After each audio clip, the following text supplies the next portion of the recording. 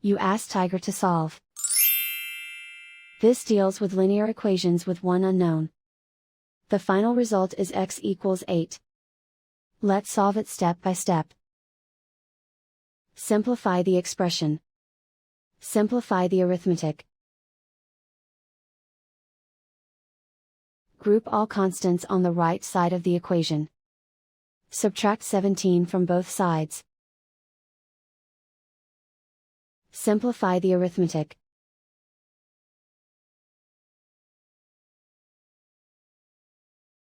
Isolate the x. Divide both sides by 2. Simplify the fraction. Find the greatest common factor of the numerator and denominator. Factor out and cancel the greatest common factor.